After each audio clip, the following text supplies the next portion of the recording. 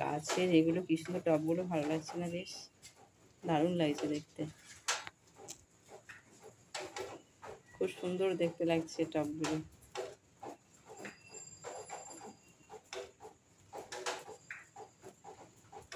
বৃষ্টির জলে চকচক করছে একদম।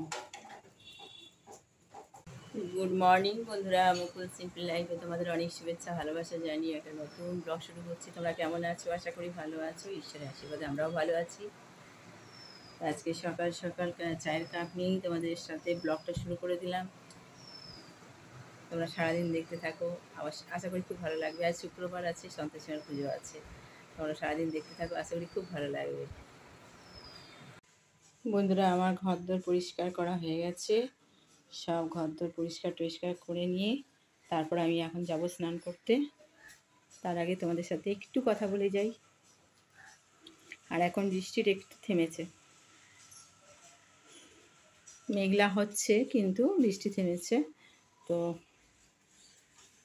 যাই হোক, হাওয়াতেও জামা কাপড়গুলো শুকোবে, এটাই হচ্ছে ভালো খবর। জামা কাপড়গুলো একটু শুকোতে দিয়ে দেবো, হাওয়া দিচ্ছে, খুব হাওয়া দিচ্ছে বলে জামা কাপড়গুলো শুকোতে দিলে শুকিয়ে যাবে, তাই না? তো এখানে জামা কাপড়গুলো কিছু তোলা আছে, এগুলো পাঠ করব, একটু পরে পাঠ করব। এখন স্নান পুজোটা সেরে নিই, কারণ স্নান পুজোটা আগে করে নিলে তারপরে অনেকটা নিশ্চিন্ত হব, তাই না? আর তোমাদের তো দেখানোই হয়নি, ঠাকুর ঘরটা কিন্তু আমি চেঞ্জ করেছি, দেখেছো? এদিকে পুরো জিনিস ছিল, এখানটা পুরো একদম আমি ফাঁকা করে দিয়েছি, কারণ বৃষ্টির জলে ওই জানলা দিয়ে বৃষ্টির জল এসে ভিজে যেত, সেই জন্য ওখান থেকে সব সরিয়ে দিচ্ছি। আর কাঠের জল চৌকি, তো ওটা কাঠের মধ্যে জল লাগলে জল চৌকিটা নষ্ট হয়ে যাওয়ার চান্স থাকবে, সেই জন্য ওটাকে আমি সরিয়ে দিয়েছি ওখান থেকে। আর সরিয়ে দিয়েছি, এইখানে রেখেছি, তোমরা দেখতে পাচ্ছ কিনা জানি না, এই দেওয়ালের মধ্যে রেখেছি। এই র্যাকটাও আছে, আর সাথে এগুলো রাখা আছে। তো ঠাকুর ঘরের মধ্যে দেখেছো তোমরা, একটা ওয়ার্ড্রপ থাকে, আবার একটা আলমারি আছে। মানে অ্যাকচুয়ালি এটা ঠাকুর ঘর তো ছিল না, এটা ছিল বেডরুম। তো এই বেডরুমটা তখন মামনের বিয়ে হয়নি, মামনের বেড থাকতো এই ঘরে। তো সেই জন্য এখন ছাদে যেতে পারি না। ছাদে আমাদের 3তলার ছাদে ঠাকুর ঘর আছে, তোমরা জানো। যারা পুরনো বন্ধুরা তোমরা জানো যে ঠাকুর ঘর 3তলার ছাদে আছে, কিন্তু 3তলায় ওঠা নামা করা, মাথা খোলা, তো মানে মাথায় কোনো ছাদনি নেই। সেই জন্য হচ্ছে কি যে বর্ষাকালে বা গ্রীষ্মকালে খুব অসুবিধা হয়। তো মামনের বিয়ের পর এই রুমটাকে আমরা এখন ঠাকুর ঘরই করে নিয়েছি, বেডরুমটা এখন ঠাকুর ঘর করে নিয়েছি।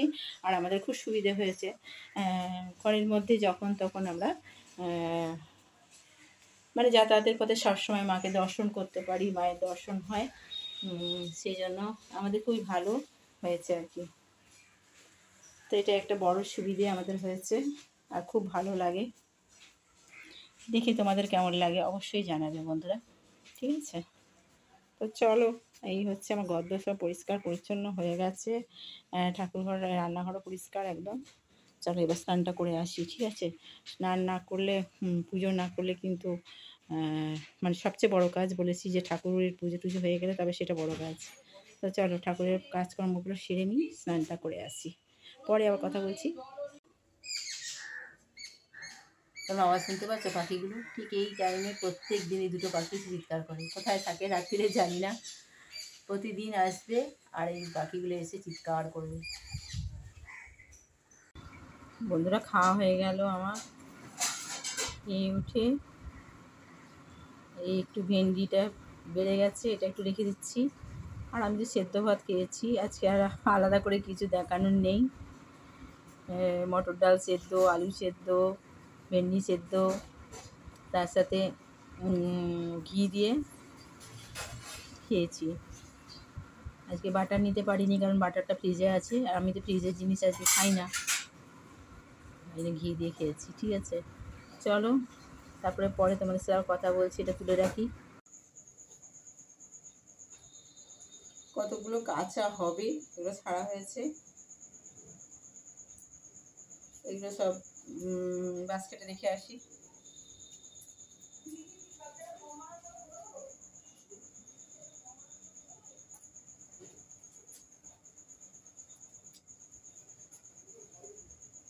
আর এগুলো কাঁচা হয়ে গেছিলো, এগুলো সব পাট করে রাখাই হয়নি, সেই সকালবেলা রেখেছি না, তারপর থেকে পাট করে রাখাই হয়নি।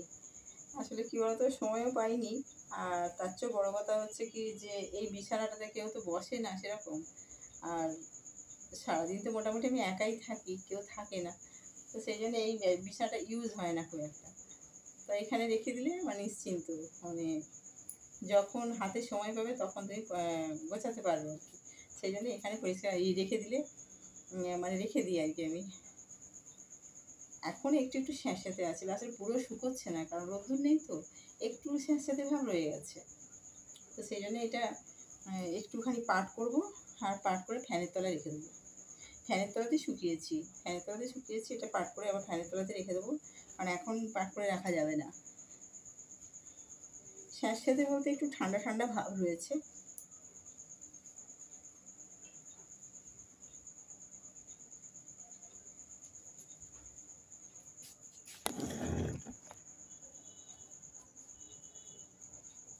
এইখানে দিয়ে রেখে দিই।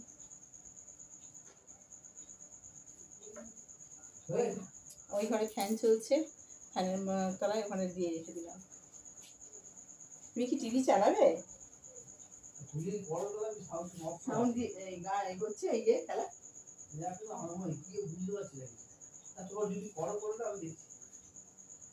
সব চ্যানেল তো ধরে না, যে চ্যানেলগুলো ধরে সেই চ্যানেলগুলো দেখো, সনি আছে কিনা। এখন বলছে সনি চ্যানেলে নাকি খেলা হচ্ছে, সেই খেলা তো সব চ্যানেলগুলো তো আমাদের আসে না।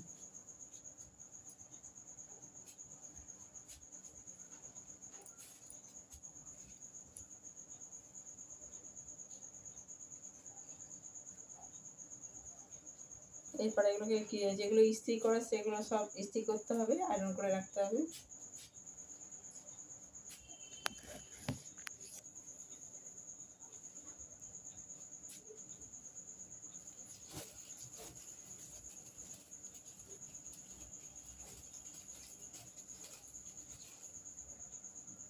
ওই ঘরে বিছানাটা ছেড়ে নিয়েছি, কিন্তু এই ঘরে বিছানাটা না মানে বিকেলবেলা ঝাড়া হয়নি। আর ঝাড়বই বা কি, এটা তো ইউজই হয় না। ওই যেহেতু জামা কাপড়গুলো রাখা ছিল, একটুখানি পরিষ্কার করে নিলাম, ঝাড় দিয়ে নিলাম। চলো তোমাদের সাথে আর পরে কথা বলছি।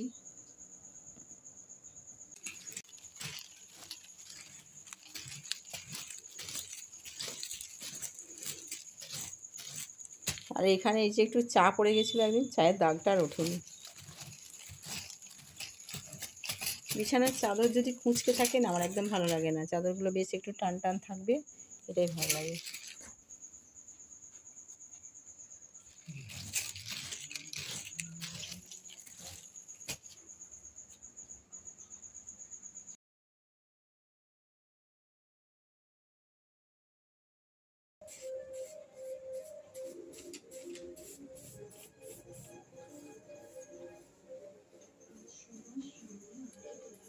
এগুলো একটু ওপর ওপর ঝেড়ে নিচ্ছি এখন, আর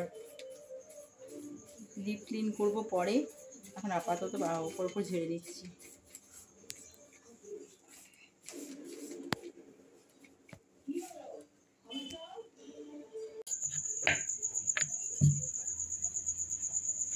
চলো বন্ধুরা, রাত্রিবেলায় রুটিটা করে নিলেই আমার কাজ কমপ্লিট, কারণ আমার সকালবেলা তরকারিটা করা আছে, ভেন্ডি পোস্ত করা আছে, আর শুধু দুধটা গরম করবো, ব্যাস হয়ে যাবে। আর এই বেলা কোনো কাজ নেই। তো চলো, আমার ভিডিওটা আমি এখানেই শেষ করছি। তোমরা সুস্থ থেকো, ভালো থেকো, আর সাবধানে থেকো বন্ধুরা। আর প্রত্যেকে পাশে থেকো প্লিজ, প্রত্যেকে পাশে থেকে সাপোর্ট করো, ঠিক আছে? এটা একটু ধরে গেল। প্রত্যেকে পাশে থেকো, সাপোর্ট করো। আর কালকে আবার নতুন ব্লগে তোমাদের সাথে দেখা হচ্ছে। ততক্ষণে টাটা, গুড নাইট। প্রত্যেক বন্ধুদের গুড নাইট জানিয়ে আমার ব্লগটা শেষ করলাম।